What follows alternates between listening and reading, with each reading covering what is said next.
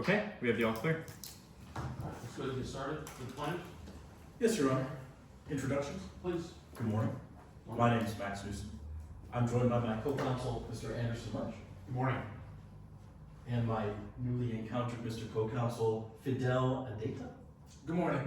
Morning. Together, we represent Mr. Eli Bull. Alright, thank you. For the defense, Yes, Your Honor. Good morning. My name is Stella LaPresti-Busick, and this morning I'm joined with my co-counsel, Ms. Priya Wakama, Good morning, Your Honor. morning, as well as Mr. Carter Anderson Good morning, Your Honor. morning, and Mr. Colin Jones. Good morning, Your Honor. morning. We represent Ms. Tristan Nichols in today's case. And after the plaintiff's pretrial matters, we have a few of our own to attend to. Good, thank you. Go ahead. Yes, Your Honor. Since it's our first time in your courtroom, we'd like to ask your preferences for moving about the well, approaching the witness, opposing counsel, and the bench. Would you like us to ask or just state it for the record? You can just say it for the record. Yes, Your Honor. Next, for the purposes of time, if testimony is held out, would you like us to strike it each time or presume that it's stricken? You need to ask to strike it, please. Yes, Your Honor. Finally, we've stipulated some things pre-trial that we'd like to bring to the court's attention. Good. And you've already conferred with the opposing counsel? Yes, Your Honor. Alright, go ahead. First, we've stipulated that two pieces of evidence, a prenuptial agreement between the plaintiff and the defendant, and a financial disclosure form filled out by the defendant, have been authenticated and are pre-admitted. We'll be making use of those exhibits throughout trial. And what are the exhibit numbers? 1 and 2, Your Honor. Defense, you agree?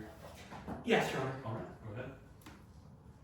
Next, we'd like to note that all relevance and 403 objections have been waived to the testimony of 4 witnesses: Gail Melky, Uxie Lee, Ash Sanders, and Noor Sullivan. We have it on a good faith basis. Those will be the 4 witnesses called to testify today. Understood. And you agree with you understand the rules of Yes, Your Honor. objections, right?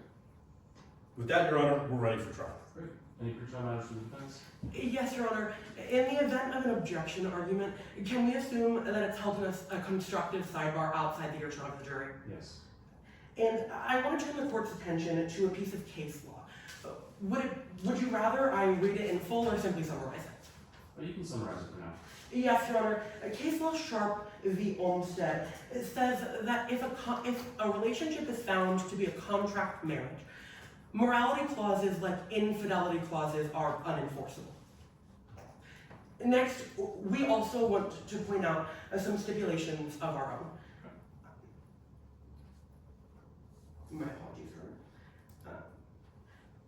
The state of Morado is considered an equal property state, where all assets and debts acquired by either spouse in the duration of a marriage are split evenly among spouses in the event of a divorce, pending, of course, a prenuptial agreement. Now, if those assets are to be split evenly, the joint net worth of Ellie Bully and Tristan Nichols has increased by approximately $6 billion. And with that, the defense is ready to proceed. Okay, alright. We agree with those stipulations, Your Honor. Just one note on Sharp v. Olmstead. The standard as stated in the case law is not whether you, Your Honor, find that to be true, but whether the defense can prove it to be true by a preponderance of the evidence. Alright, thank you for that clarification.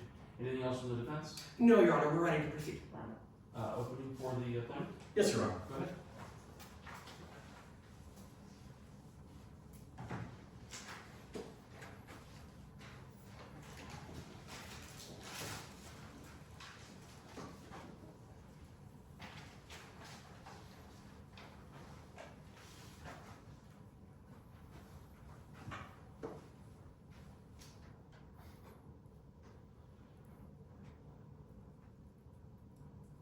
She broke the contracts.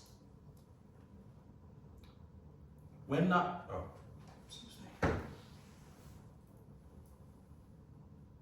I know we've only known each other for 6 months, but I can see a future for us together. Would you be my business partner? That's the kind of proposal that the defendant, Tristan Nichols, offered the plaintiff, Eli Bully, in today's case. See, you'll learn that in 2022, Tristan Nichols and Eli Bully got married under something in Morado called a contract marriage. That means a relationship formed for mutual gain, not because of love or affection. In today's case, you'll learn that the defendant stood to gain a promotion at work, and the plaintiff stood to gain funding for their art career. But then, the defendant broke that contract. So you'll learn that through the months and years of marriage, after the long nights, the coffee dates, the dinners, something grew out of that relationship. The marriage between plaintiff and defendant turned from a business agreement into something more. Not a perfect marriage by any stretch, but a more normal one. One based on respect, affection, love, even. Not economics. You'll learn that that lasted for 3 years. Because after 3 years, the defendant broke a second contract, the prenuptial agreement. You'll learn the defendant broke this agreement when she pursued a 6-month extramarital affair with a third man. You'll learn that she pursued this affair without my client's permission or consent. You'll learn that she pursued this affair in secret from August 2025 until January 1st, 2026. You'll learn that on January 2nd, my client filed for divorce. You'll learn that's why we're here today. Good morning. My name's Max Newsom. I represent Eli Bull. Now, before I talk about the evidence that you'll hear in court today, I want to clear one thing up from a legal perspective. In Murado, infidelity is not a crime. I'm not a prosecutor bringing criminal charges on behalf of the state. This is a civil case. And that means that our burden today is not beyond a reasonable doubt. It's low. The preponderance of the evidence, 50% and a felony. What that means is that if at the end of today's trial you are a feather's weight more convinced of our story than the defense's, then we've met our burden. And you must find my client. Excuse me. You must find their client lying. So let's talk about the evidence that you'll hear today. Today we'll show you that the defendant broke those 2 contracts by calling 2 witnesses to the stand. First, you'll hear about how she broke those contracts from the third man himself. Gail Melky, the man that their client was unfaithful with, will take the stand and he will describe to you the arrangement between them. See, you'll learn that the defendant had 2 choices for that original contract marriage. Eli Bull or Mr. Melky. You'll learn that originally she chose Eli Bully not for business, but for love. But then you'll learn that 3 years later, she decided to change her mind.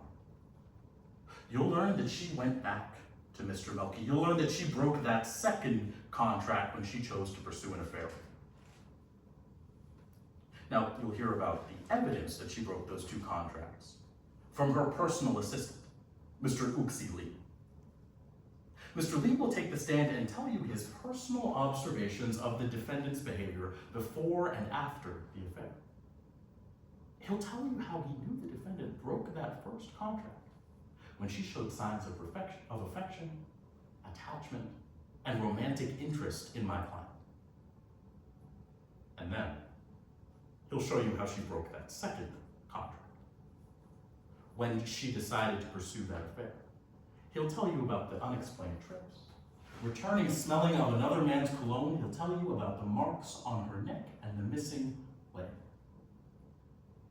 So members of the jury, when you go back to deliberate, I'll ask you to keep this contract in mind. And if you find the evidence today demonstrates that the defendant has broken it, then we've met our burden. That's why at the end of today's trial, we'll ask you to find her lying. Thank you. Thank you, Mr. Newsom. All right, any argument for the defense? Yes, Your Honor. Very nice. Sure.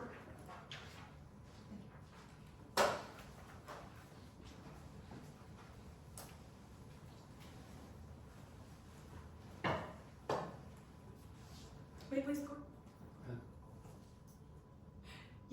break a promise you never made.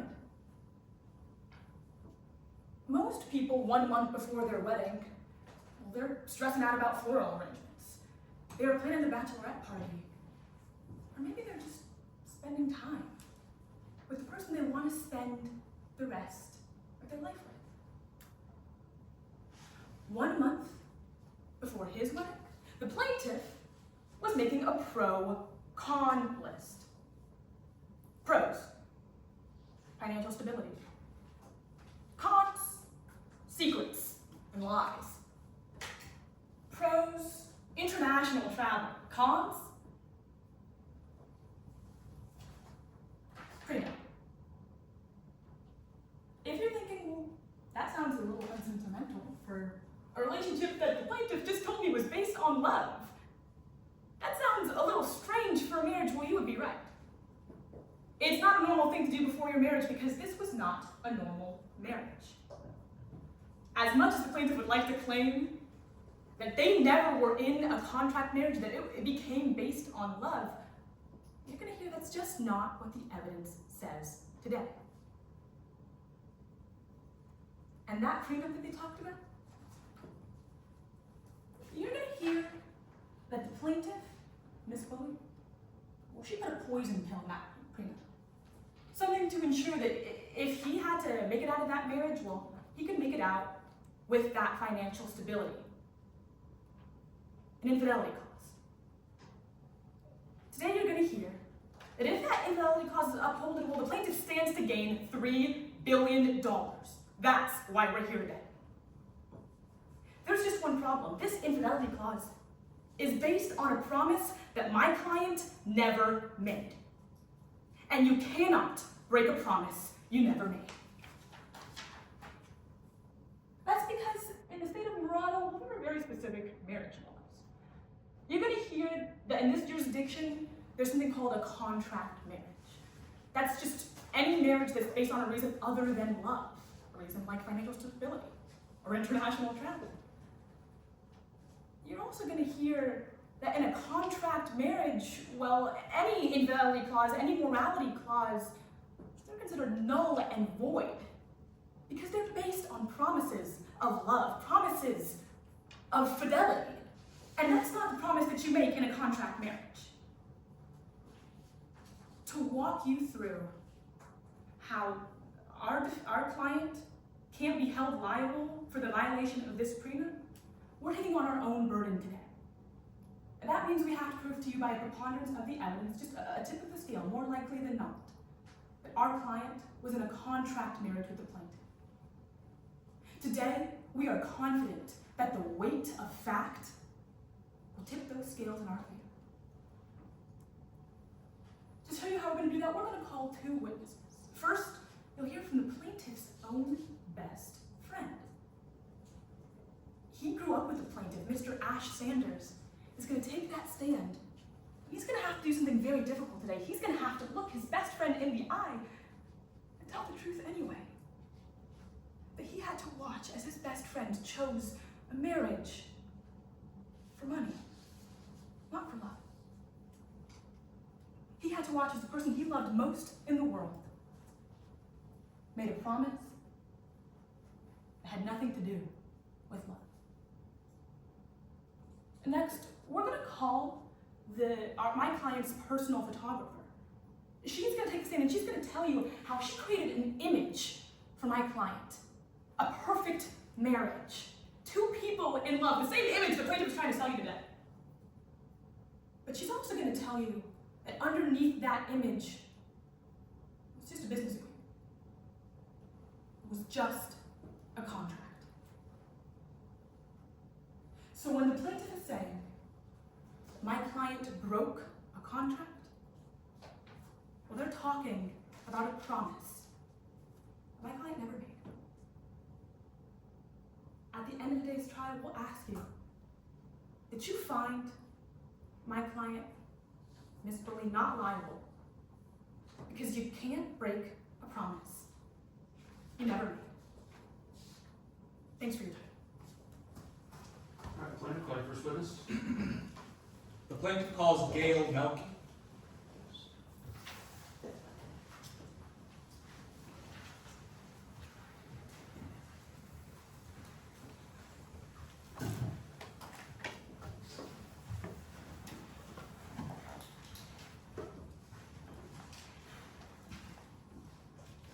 May I proceed? You may. Good morning. Good morning. Can you introduce yourself to the members of the jury? Good morning. My name is Gail Melky. What do you do for a living? I'm an actor by trade. I haven't been getting a lot of work recently, trying to break into the business, so you probably haven't seen me in anything that you would recognize. Mr. Melky, can you tell the jury why you're here today? Sure. I'm here to talk about my relationship with Tristan Nichols. Before she got married to Eli Bully, and after. What was your relationship with the defendant before and after her marriage? We dated for a while back in the day, and it didn't last very long. We broke up, and then we started dating again. Well, not dating. Me and Tristan, we had an affair while she was married to Eli. I want to take a step back and help the jury understand your relationship. When did you first start dating the defendant? Back early 2020, Tristan's parents told her that if she didn't get into a relationship, she couldn't become CEO. We started dating soon after that. What was it like dating the defendant? Our parents would schedule everything. They'd pick the restaurant. It would always be somewhere really fancy. You'd have to pick between like 4 different kinds of water. And it always was supposed to feel so romantic. You know, they have the roses, the candlelight, everything. But there was no love there. I think the most we ever did was hold hands. I want to talk about the defendant's relationship with Eli Bully. When was the first time you saw those two people in the same place? It was, I think, late 2021. Tristan was throwing this Gauntlet, and I was her date. And Eli was there as a server. Did you ever run into Mr. Bully? Yeah, we like physically ran into each other. He dropped a bunch of champagne all over me. Mistake. I ran out to go get changed. But when I got back, I couldn't find Tristan anywhere. And when I finally found her, she was standing with Eli, talking, like really talking, and looking at this painting. Was that the last time you saw the defendant interact with Mr. Bully that night? The rest of the night. Tristan wouldn't take drinks from any other server, only Eli. I felt so jealous. And I was surprised that I felt so jealous. So stupid. Did your relationship with the defendant continue after that night? On paper, it did. But Tristan was really starting to pull away, which is saying a lot because she was barely there to begin with. She started responding to my text less. She started not answering my calls. She started canceling dates. Eventually, we had our last date, and she told me she was breaking the arrangement off, that she had fallen in love with someone else. Mr. Melky, in your arrangement with the defendant, has she ever said that she loved you? No. She never said she loved anything about me. Not the way I dressed or the way I cared for her, or the conversations we'd have. She never used the word love to describe me at all. So what happened with the defendant and Mr. Bully? Everyone knows they started dating. It was everywhere. I mean, I couldn't escape the pictures. And they got married. Huge wedding. Super romantic. I didn't even know Tristan was capable of that.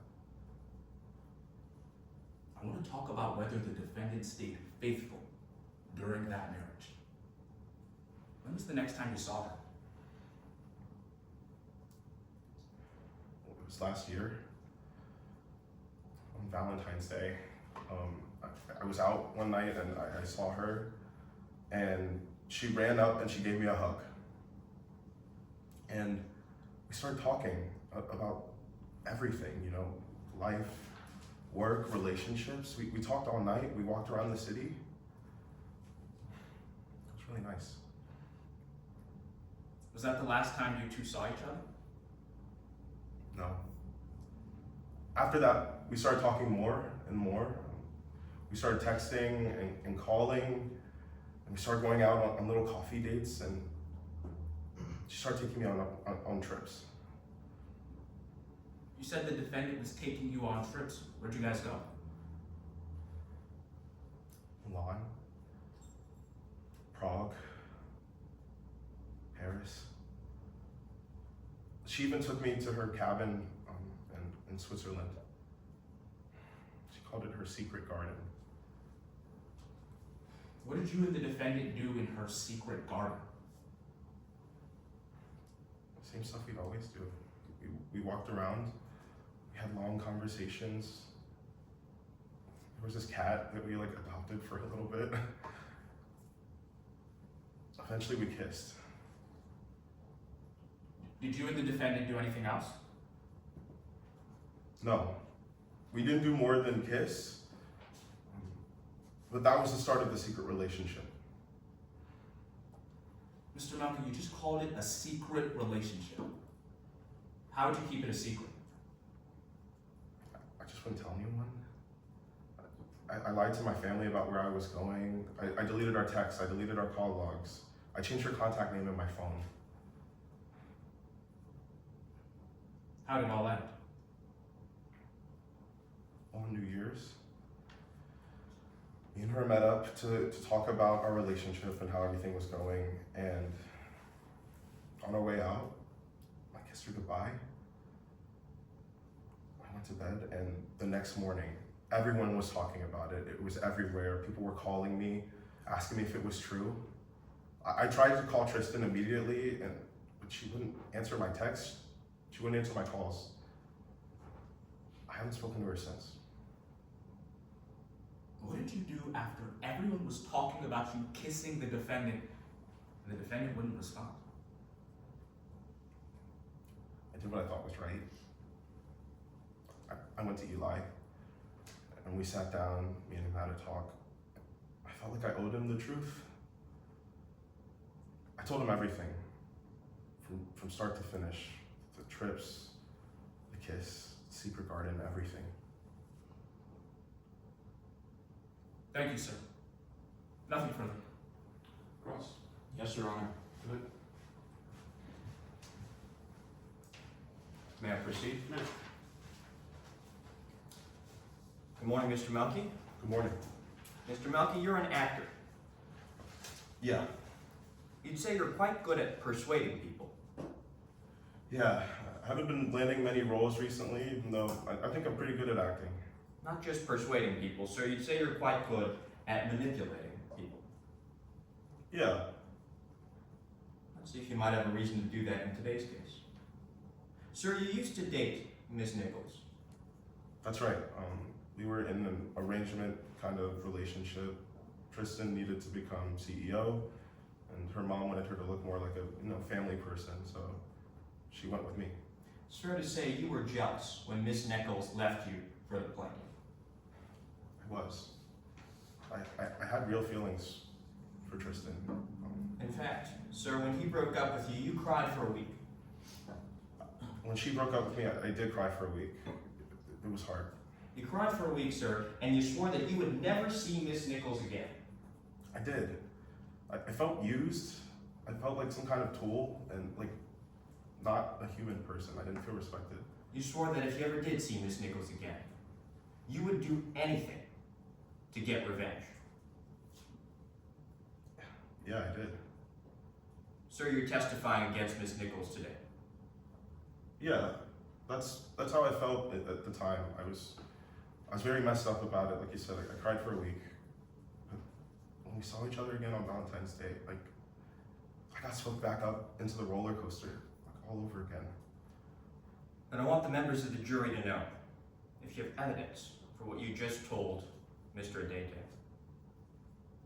You said that you had late night phone calls with Ms. Nichols. It's true. I deleted all of the calls. I didn't want anyone getting into my phone and finding out. So you're telling us today you don't have any record of those calls that you can show the members of the jury? I don't. I deleted them. What about those late night texts? You said you had late night texts with Miss Nichols. I deleted those too. Is it your testimony today you deleted all your phone calls and text messages with Miss Nichols? Yes. You're where you made a deposition in today's case. Yes. Your Honor, permission to approach the bench and retrieve. Sure.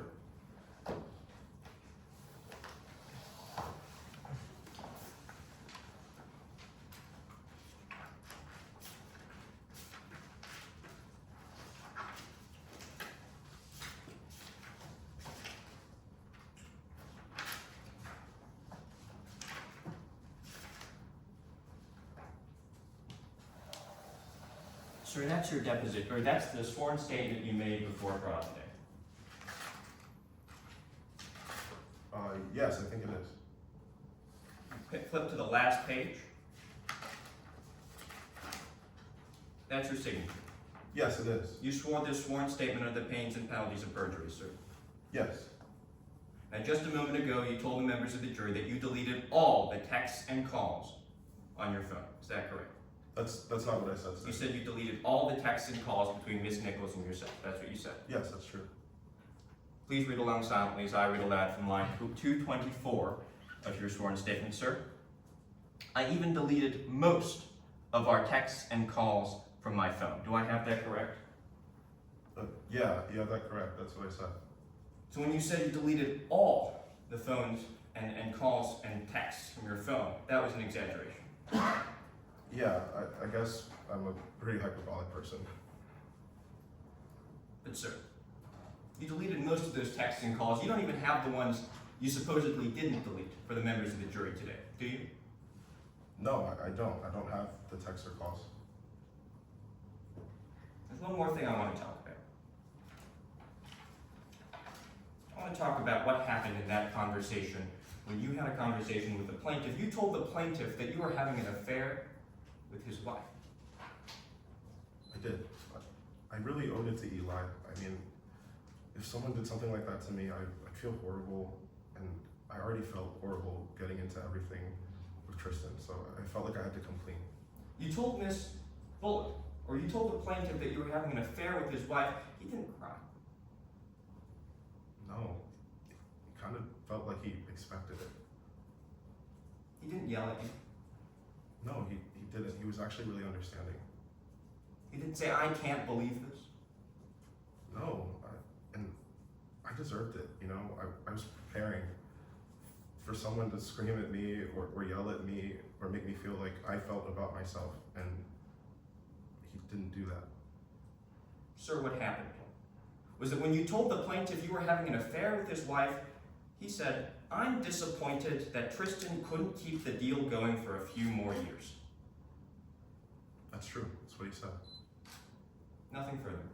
Permission to move this back onto the bench. Redirect. No redirect, Your Honor. Will Mr. Melky step down? Yes, you can sit there, sir. Thank you.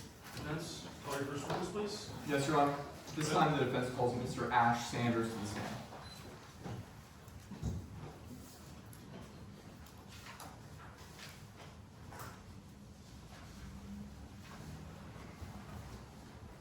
Ready to proceed? You may.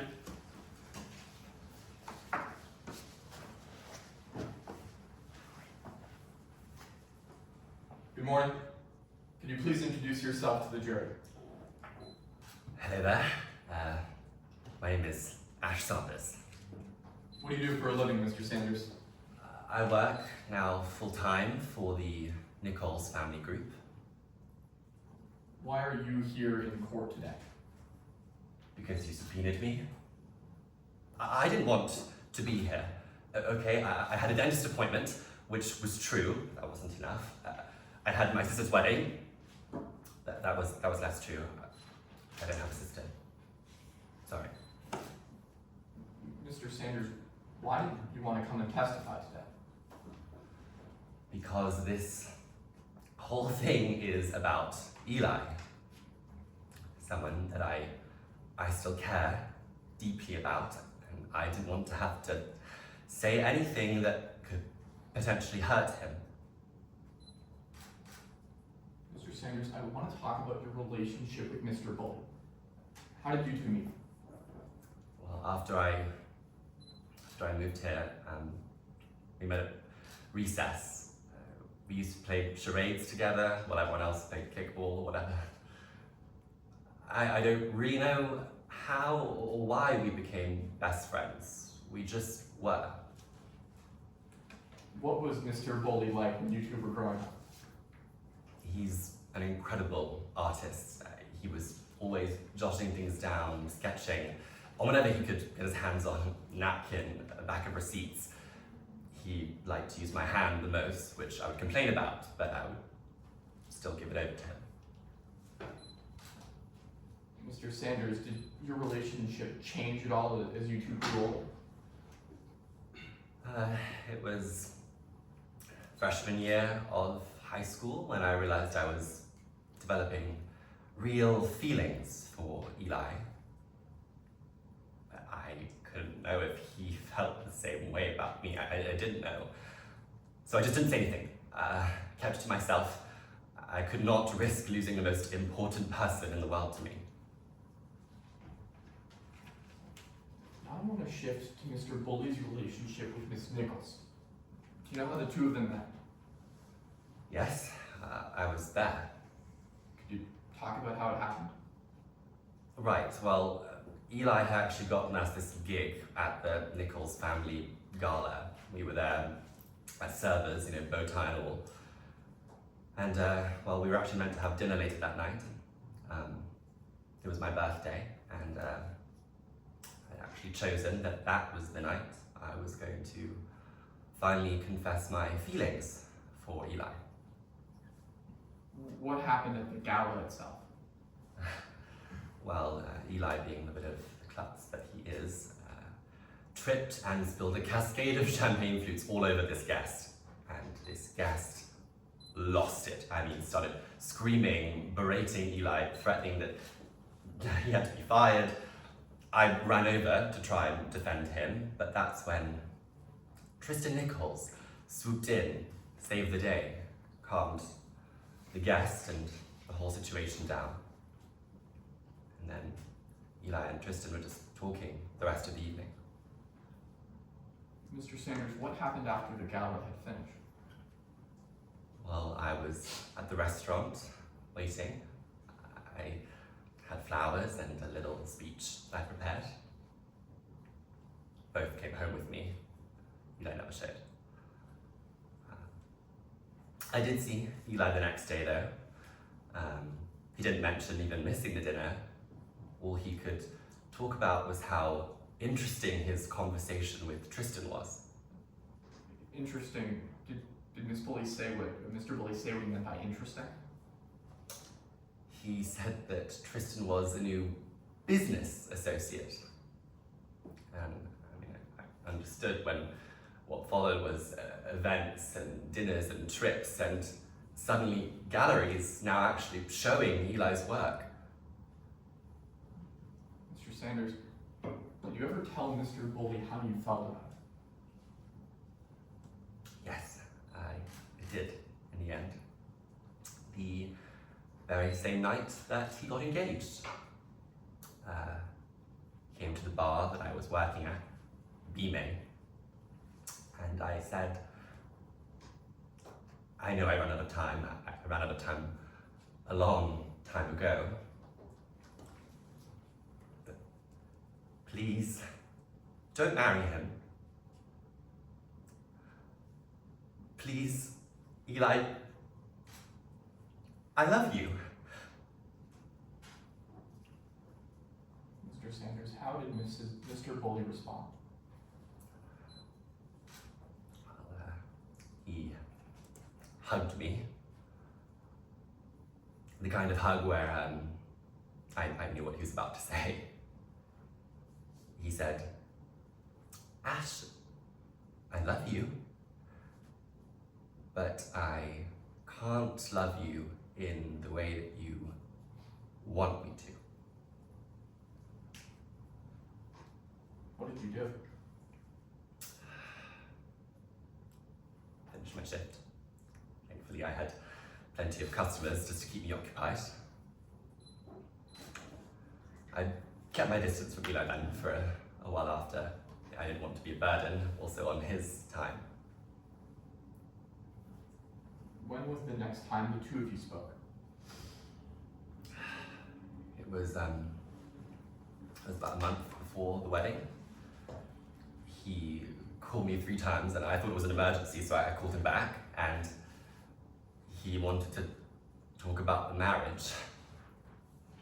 Mr. Sanders, what did Mr. Bully say about getting married?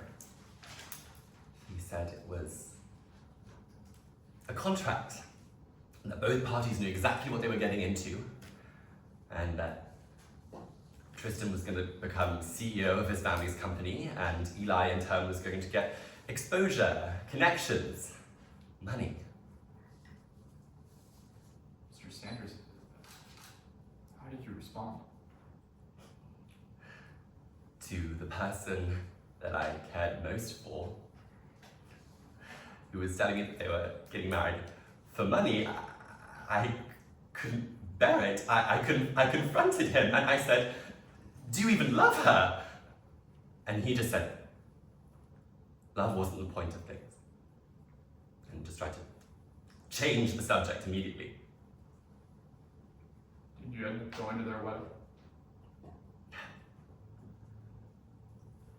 No, spared myself that hardship. I suppose I always thought that it would be maybe our wedding one day. Mr. Sanders, sitting here today, do you still love Eli Bully?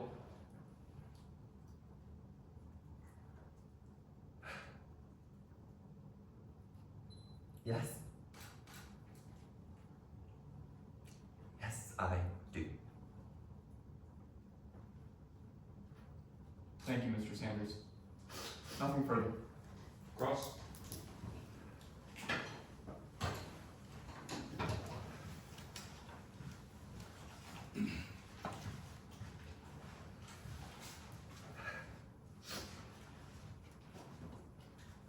Mr. Sanders, one of the first things you did in this case was lie. True? What are you talking about? Attorneys, they approached you and they asked you to write a sworn statement, right? That's correct, yes. You didn't want to do that. Well, I didn't want to testify at all. I didn't want to be here. I know that the truth can hurt Eli. You told those attorneys you have a dentist appointment, you can't make it to trial, right? Yes, that was true. They said that's not good enough, you gotta come down anyway. Yes. Then you told those attorneys your sister has a wedding, you can't come down to trial. Yes, I did. What you told them was not true, right? No, I don't even have a sister. It was stupid. That's right, you lied to those attorneys to get out and testify. Exactly. So let's talk about why you might not want to be testifying today. You understand that here in court, you're under oath. Yes, Everything you say today has to be truthful. exactly. But today's not the first time you're talking about this case on the record, right? No. Like we mentioned earlier, you had to write that sworn statement. Right. In that sworn statement, you were under oath then too. Yes, to my understanding, I have to sign and that proves that everything I'm saying is 100% true. Sir, you know it would certainly be a problem if you said one thing in your sworn statement and you came to court and contradicted it, right? Yes. You wouldn't want to contradict that sworn statement. No. But Mr. Sanders, you didn't write that statement alone, did you? Well, I asked for advice about what I was meant to include, but I wrote it myself. It's my story. Let's break that down. Before today, you sat down with the defendant and you talked about the facts of this case. True? Of course, I'm technically testifying on their behalf. You're not just testifying on his behalf, you've been working for her as a bartender. True? Yes, that was originally, I was employed by the family corporation. You think the defendant is a great person, don't you? From the time that I've spent with her, yes. You'd say you're rooting for the defendant, wouldn't you? In this case, from what I know, sadly, yes. You think the defendant deserves to win? Yes. So, a week before you wrote your sworn statement, you sat down with this great person and you talked about what to say. Objection, Your Honor. Asked and answered. Overruled. That's a yes, sir. You sat down with the person you called great and you talked about what to say. Well, what kinds of things I was meant to include? I haven't written this kind of sworn statement before. That's right, the defendant personally walked you through what information goes in an affidavit, right? Yes. The defendant's not the only person in this courtroom that you have a connection with, are there? No. That would be Eli. That's right, you've known Mr. Bully almost your whole life. Went to school with them? Yes. You still love him today. As I've heard to say, yes. Those feelings you have, they've never passed, have they? Despite my best efforts, seemingly not. That's right, despite your best efforts, despite you telling the defendant, or despite you telling Mr. Bully not to marry the defendant, they told you they never loved you. Yes, I mean, he said that they did love me, just not in the same way that I really felt or wanted to happen between us. But you believe that today, if Mr. Bully loses this trial, they might turn to you. You think that he's also going to come crawling back to me? Maybe that's what I hope for. I don't know. I'm not asking what you hope, sir. I'm asking what you believe will happen, and you believe it's possible if he loses, he comes back to you. It's possible. You think And that I'd would be be lying nice? if I didn't say that I miss me and Eli and how we were before Tristan and before all of this happened, before I said anything. So, sir, that's a yes. You believe it's possible if Mr. Bully loses this trial, he comes back to you. Sure. You think that would be nice, don't you? Yeah. You think it would be just like old times? I would hope so, but I don't know.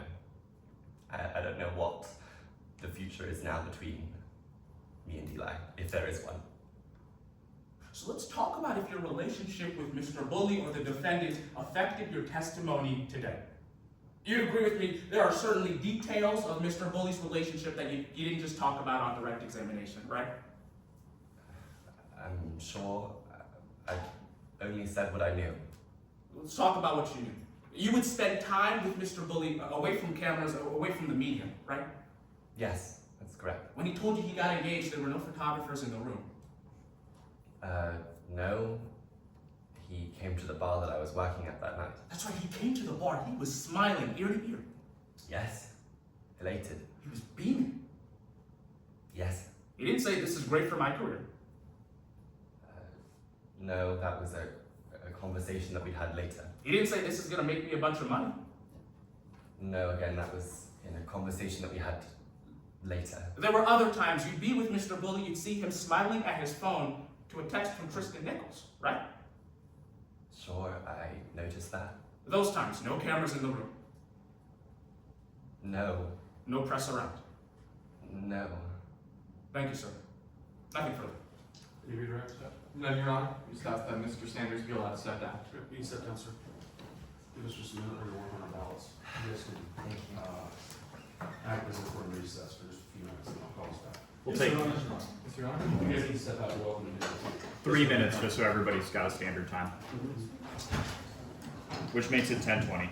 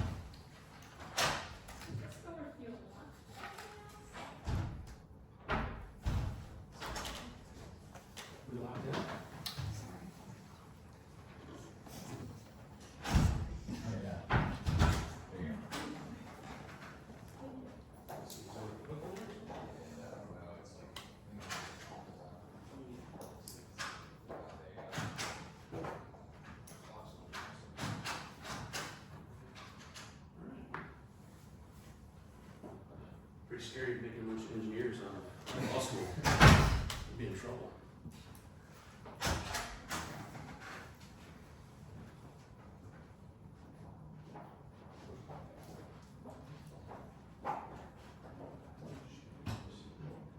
Yeah.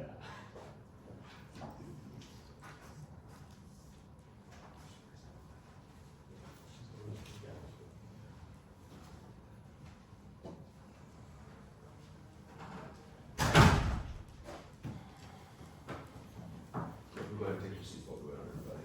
Yes, Your Honor.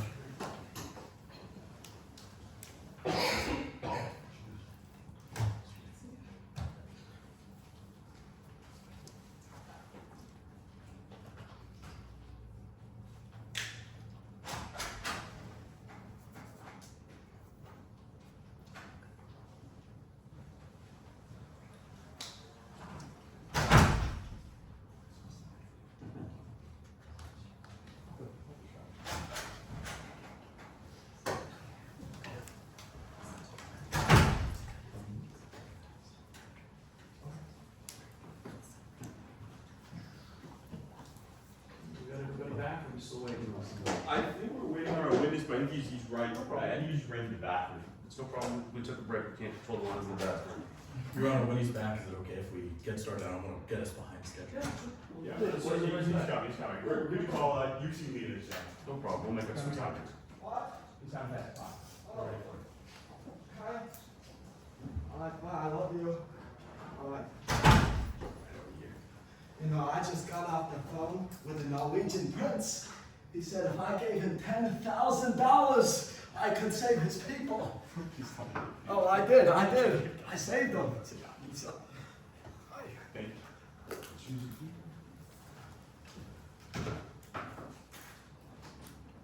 May I proceed? Yeah, go right ahead. Good morning. Go ahead and call your next witness, so we got that for the record. Yes, UC leaders stand, Your Honor. Alright, go ahead. Good morning. Can you please introduce yourself to the members of the jury? sure. Hi there. My name is Yuxi Lee. And could you tell the jury a little bit more about yourself? Sure. I'm a storyteller by trade, widower by circumstance, and banned from 3 community theaters because of a Disney injunction. I'm sorry, what do you mean a Disney injunction? I did a lot of Disney-inspired projects in my days. You know, I called it creative liberties. Disney called it copyright infringement. And don't you dare ask me What have you been in, sir? Well, I did a knockoff called Ratatouille 2, the sous chef boogaloo. Bad. I did another one called Snow White-ish and the 7 Men Who Weren't Available. Worse. But my best almost was a sequel to my grandkids' favorite movie growing up. Maybe yours too. Talking toys, a guy named Andy, main guy's a cowboy. We called it Toy Narrative. We got sued. Why are you here today, sir? Oh, marriage. Marriage is what brings us together today. You see, after my acting career, I decided to become a personal assistant for Miss Nichols and then Mr. Bully. I'm here to talk about their relationship. All right, let's start at the beginning. Sure. When was the first time you saw Mr. Bully and the defendant together? Well, about 5 years ago now. You know, I was at a charity gala with Tristan, and I saw Eli walk in, a server, spilled champagne all over Tristan's date. Talk about the influence of alcohol. How did the defendant respond? Well, I saw Tristan go check on Eli instead of his own date. And you know, after that, things kind of became a blur. You know, calls, dinner, trips, and before I knew it, boom, engaged. Kind of like that new movie, Obsession. Sir, you said that you were the personal assistant to the defendant, but would you say the two of you were friends? Well, sure. Sometimes in the business world, your personal assistant's your only friend. As his friend, did that relationship to Mr. Bully, did it seem transactional? At first, yeah. You know, but over time, it seemed like they really grew on each other. You know, I would be in the office and I would see Eli bring Tristan all these gifts, You know, these hand-packed lunches, his own paintings. No, they had this beautiful thing they'd say to each other. They said, no secrets. Well, the last time I heard that was Richard Nixon right before Watergate. Uh-oh! Uh-oh! Well, sir, I want to talk about if there were in fact any secrets between the defendant and Mr. Bully. Okay. Did you ever notice any signs of infidelity? All I can say is this. Tristan, he would disappear sometimes. You know what I mean? Well, as his personal assistant, did you know where he was going? Well, I didn't ask. I was scared. Scared enough that not knowing felt safer than asking.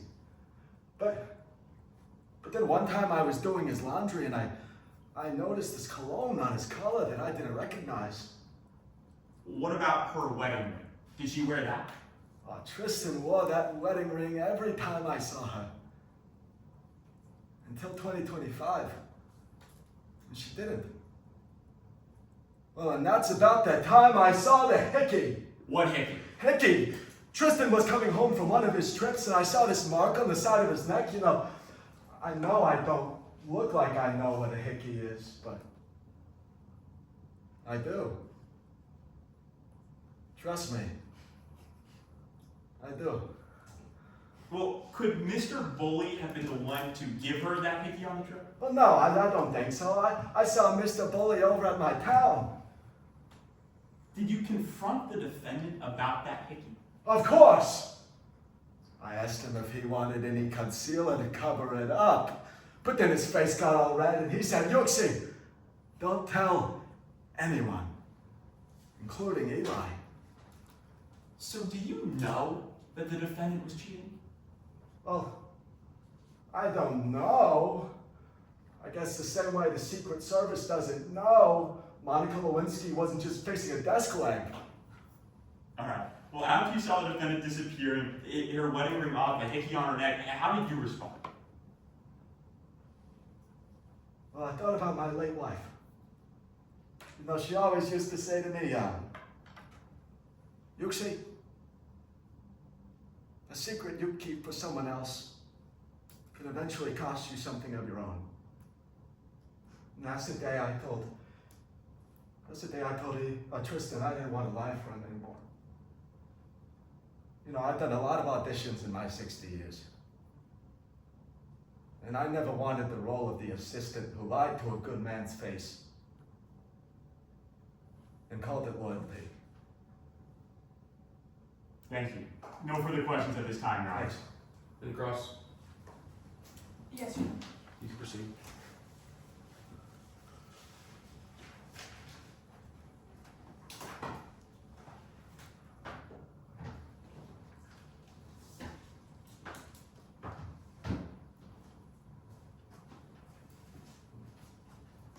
I like your laptop cover. Thanks, Mr. Lee. It's not my laptop. Oh, sorry.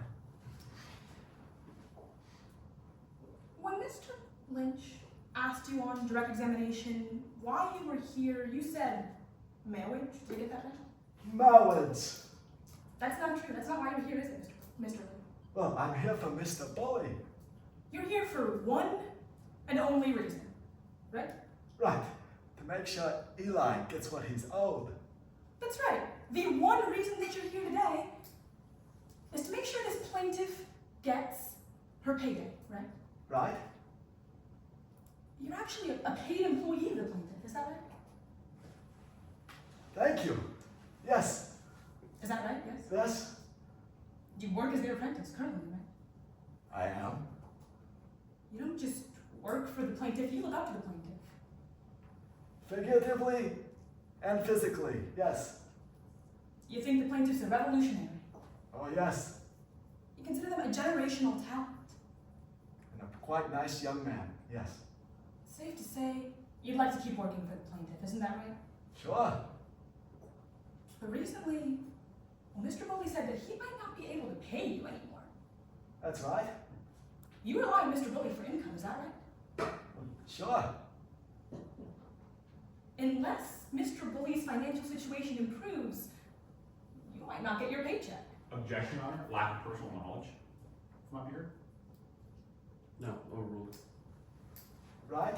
Sir, unless the plaintiff's financial situation improves, you think you might not get your paycheck, is that right? Okay. Sir, yes or no? Yeah. Because of that, you're more than happy to help the plaintiff get a settlement in this case, right? Sure. I felt bad for Mr. Bully after what happened. Not because you feel bad, but because you want that payday, right? Well, to get him the payday, right? That's right, you want to get Mr. Bully the best settlement possible. That's the reason why you're here today, right? Yes, ma'am. But I want to talk about what's standing between the plaintiff and his payday. Okay. Because you also worked as a personal assistant to the defendant. I did. When you worked as a personal assistant, you were there for almost a decade, right? A long time. Worst boss you ever had. He wasn't the best. Was he the worst? Yeah, That's actually how you first met the plaintiff. that's right. Needless to say, you saw the plaintiff's and Mr. Nichols' relationship behind closed doors, right? That's right. You would agree with me that there was quite a difference between the relationship in public versus private, yes? I would definitely agree with that. In public, the two of them would frequently go on dates. Right. They would pay somebody to take photographs of them on dates, right? Objection, or lack of foundation for how this witness would know that. May I- Overruled. As Mr. Nichols' personal assistant, you know that they would pay somebody to take pictures of them while they went on dates, right? Oh, I sure do. Celebrities. These photos, well, they paid somebody to make them look in love, right? Those are your words? Yes? They would publish them on magazines. Yeah. That's the way they started out. Sir, Before they blossomed. Sir, on direct examination, you said that you were Tristan Nichols' best friend, right? That's what it seemed like.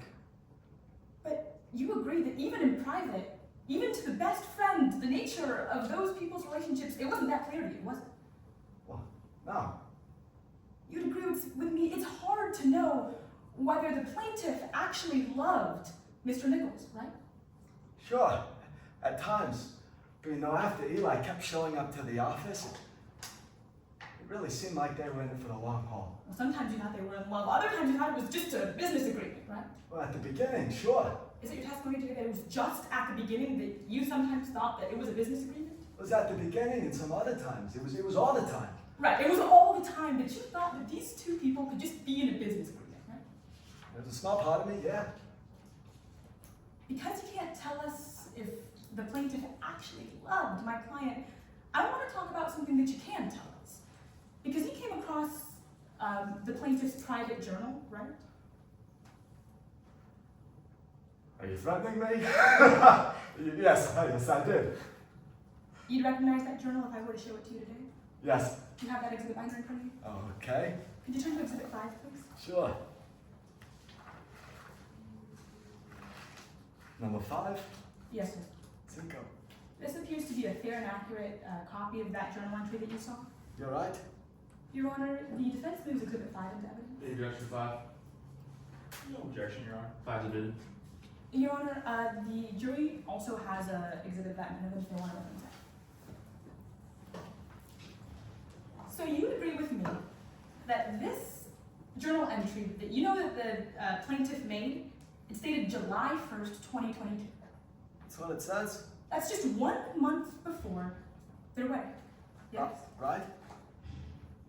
So 1 month before their wedding, let's go through exactly what the plaintiff was writing in your diary. Okay. Can I move my chair? Sir, you can move your chair if it makes it easier to see. They had a column of X's, right? Sorry, where? So at the top, it was a column of X's Oh, yes. and a column with a check. Right? Under the X, it said Reno. Right? Under the check, financial stability, right? Oh, okay. Not okay, sir. Is that a yes? Yes? Under the check, it said international travel. Yes. Under the X, it said secrets and lies. Yes?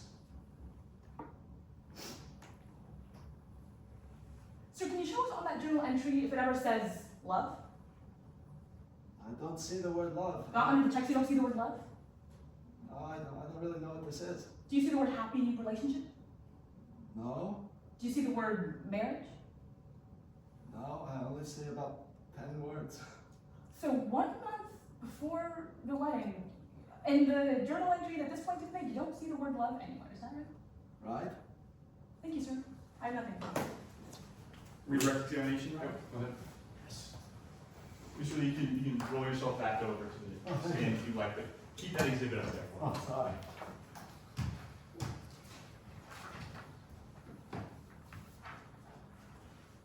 Actually, Matt, you were just asked about this pro-con list. After this list was made, did you see the relationship change in any way? Oh, sure. Like I said earlier, at the beginning it seemed like a transaction, but over time, I really started to believe they were in love. And after this list was made, that's when the marriage happened, right? Right, And then after that, that's when you saw the signs of infidelity. Is that true? right. How confident? What's the objection? At this time, the questions about infidelity are outside the scope of my cross-examination. Yeah, why are these within the scope? Yes, Your Honor, because timing is very important in this case when it comes Why is to... there a question about infidelity? When have we talked about infidelity in this examination? I believe this goes to what they're talking about with this contract marriage. They seek to bring this out to show this was a contract marriage, but if the infidelity occurs... The objection's overruled. Yes, Go ahead. Yes, Your Honor. When in relation to the signing of this pro-con list, did you see those signs of infidelity? Well, after. And how certain are you that there was cheating? I guess I don't know for sure. All I know is that if I came home with a hickey on my neck, I wouldn't even survive to the divorce proceedings. Thank you. Nothing further, Your Honor. Thank you. Can you recross? No recross, Your Honor. You can step down, sir. Thank you. Defendant, call your next witness, please. Yes, Your Honor. The defense calls Miss Norris over to the stand. Come on up, Matt. Hello. Your Honor, before we call the next witness, can we erase this demonstrative? Sure.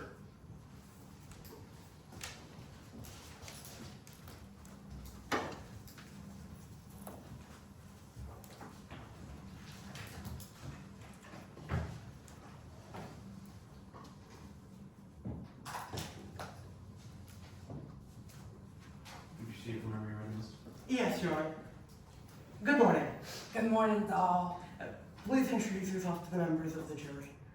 Sure. Hi, I'm Nora Sullivan. Why are you here today, Miss Sullivan?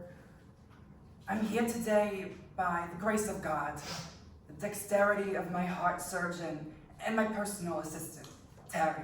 She's sitting over there in the blue. Terry, say hi. She's shy. Is it your first time in court, ma'am? Yeah, I'm a little nervous. I've never been on video before. I'm usually the one, behind the camera. I hope I get my good side. Ma'am, you said you're usually behind the camera. What do you do for a living? I'm a star maker. Think of your favorite celebrity. Reese Witherspoon, I made her. Harry Styles, I molded him out of clay. I said, let there be Beyonce, and there was Beyonce, and it was good. Well, thank you so much for your contributions. How do you make people stars?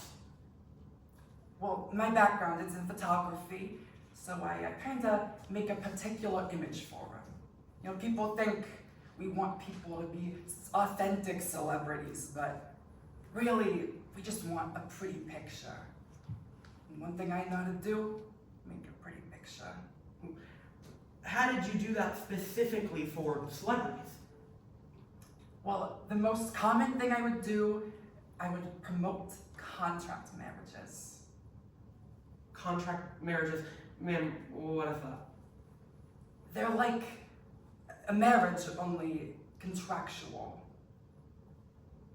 Thank you, Miss Sullivan. Would you mind elaborating? Oh, it's less about love with a contract marriage. It's more about business. It's less like, Barack and Michelle. It's more like, imagine if Margot Robbie and Michael B. Jordan got, pretend married to promote a new move. Oh my God, Terry, write that down. I just had a great idea. Before you do that, ma'am, can you let us know if someone named Tristan Nichols ever hired you? Oh, yeah. Tristan helped. I worked with him to promote the contract relationship. Objection or improper legal conclusion, whether or not it's a contract relationship is a legal question that's up in today's case. It's not something being testified to. It's overruled, you can cover it on cross. Go ahead. Who was that relationship with, Miss Sullivan? I was with Ellie Boley. And how did you go about promoting that relationship? Well, usually the first thing that happened is I would, get a call. They would tell me a time and a place. Would you respond to the call? I would head to the scene. I don't know. Let's say it was like an arcade. You would expect a normal couple to get some tickets, play some games, maybe win your girl a big rainbow slinky. Well, what were Mr. Bully and Miss Nichols doing? They would pose for my pictures. They would maybe press a few buttons. They never really played the games. Where would you go for these photos to be posed? Oh, we did all sorts of places. They shopped for furniture sometimes. I actually set up one of the 72 question tours with them, with Vogue. They don't even live together, and they only answered 71 questions. But I also photographed their wedding. Ma'am, you said wedding. A contract relationship is one thing. Why would somebody enter a contract marriage? I mean, a marriage is between a man, a woman, and God. Or a woman, and God. Feminism. But with a marriage, it's just different. It's less about, trying to just get something. It's more about getting a piece of the pie of success. Did you just say the pie of success? Yeah. So after they got married, Eli and Tristan, they exploded in popularity. Everyone was watching them. Tristan became CEO. Eli got a lovely payday. And let's just say they both wanted a piece of this pie. The pie of success. I think I need to get myself one of those pies, but I want to switch gears. I want to talk about whether you saw any evidence that this relationship was anything more than a contract marriage. How long have you been photographing and promoting contract relationships? Basically my whole career. My whole life basically, except for some years in my 20s and my time in the convent. What about with these two specifically? How long were you promoting Miss Nichols and Mr. Bowley's contract relationship? Pretty much from the start. The whole time, yeah. Did the two spend a lot of time together? Usually it was, kind of short, just in and out, and you're done, and no woman deserves that. Because, as we know, I am a feminist.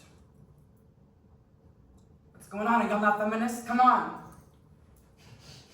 I think we're all feminists here around, but I want to ask you, did you ever see Mr. Bully and Miss Nichols kiss? Only once. Just once. When was that? It was on the wedding day. I was there in a trench coat and glasses. I took a beautiful Polaroid photo.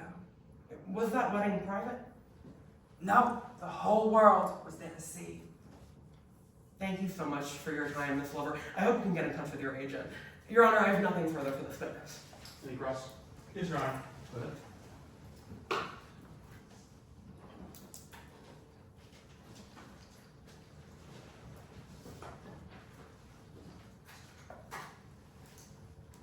Yep.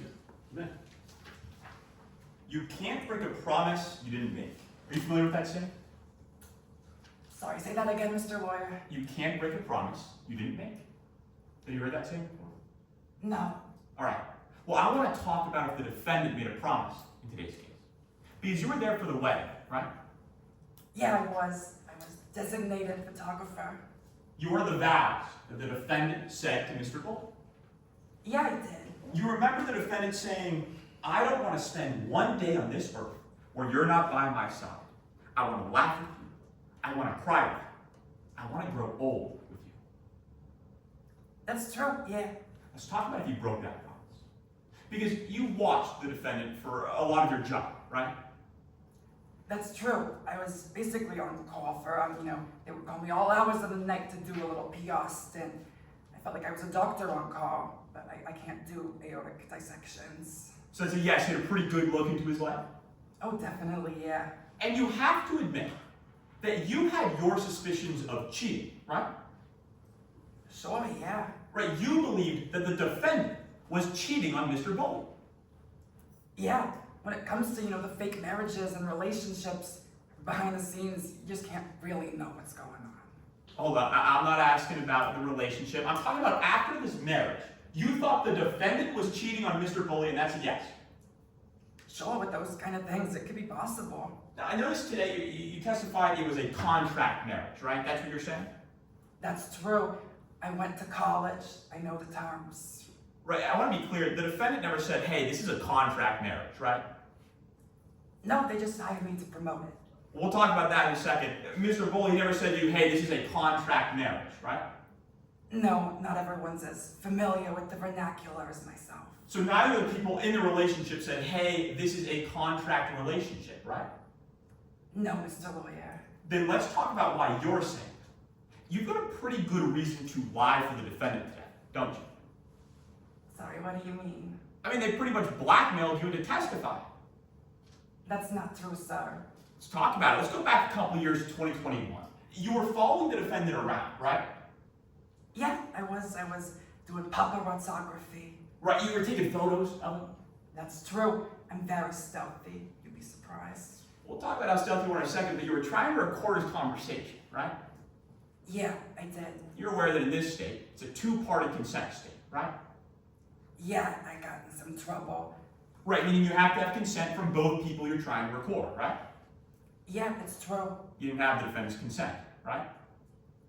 No, I was being stealthy. You were being stealthy, but he caught you, didn't he? That's true. Right, you were being so stealthy, he caught you, and then he served you with a civil lawsuit. That's true, yeah. For stalking. Yeah, it's true. I used to think I was like an investigative journalist, but I think a lot of people think I'm kind of nosy and rude. Right, you thought you were an investigative journalist. The defendant thought you were a stalker, true? That's true. I had a lot of time to reflect after my aortic dissection. You had a lot of time to reflect while those legal fees were bleeding you dry, right? Back then, yeah, I was before my career really started off. You said this is your first time in court. It's actually not. The first time is when you were a defendant in a civil lawsuit, right? Way back when, yeah, but I never actually got into the courtroom. Right, you never got into the courtroom because these lawyers said we can cut a deal with you, right? Oh, it wasn't those lawyers. No offense, I don't know who they really are. Terry and me have different lawyers ourselves. Right. Well, the defendant told you, if you take photos for me, I won't press these charges, right? Yeah, that's what they said. Said criminal charges, civil charges, we'll drop them, right? Yeah, that's what they told me. But then this case came about, right? Yeah. They reached back out. True. Oh yeah, they did years later. They said that agreement we made with you is actually not legally binding. Yeah, that's what they said. Said that civil lawsuit, those criminal charges, we can bring them back. Yeah, that's what they told me. That's when these attorneys approached you with another deal, right? That's true. I think they think I'm a good negotiator, like on Shark Tank. Well, the negotiation that was made was that you come testify on their behalf, and those charges would go away, right? Yeah, they said if I could be here, that would happen. And I said, I'll do it, but there's a condition. I will never be a broad who lies. Well, hold on. The actual arrangement was they said that if you could help in Mr. Nichols' defense, then they'd waive all those charges, right? Yeah, that's what they said. Charges you don't have the money to fight, true? No. Right. And so now you're here today, testifying for the defendant, true? Yeah. Thank you. No further questions at this time, Ryan. Any redirect? Briefly, Your Honor. Go ahead. Miss Oliver, Mr. Lynch just came before you and asked you a lot of questions about why you're here. I want to make something clear for the members of the jury. Would you ever lie in court? No. I'm many things, including apparently very annoying, but I would never lie. Would you ever lie in court on behalf of the defendant? No, I don't care. Thank you, Ms. Sullivan. Your Honor, I have nothing further for this witness. Any recross? No recross, Your Honor. You can sit down, miss. Thank you, Your Honorable. If you guys want to pack your things up, we're going to finish our ballots. Thank you. Yes, You Your guys Honor. can get ready for the next round. I'll be very brief comments for you.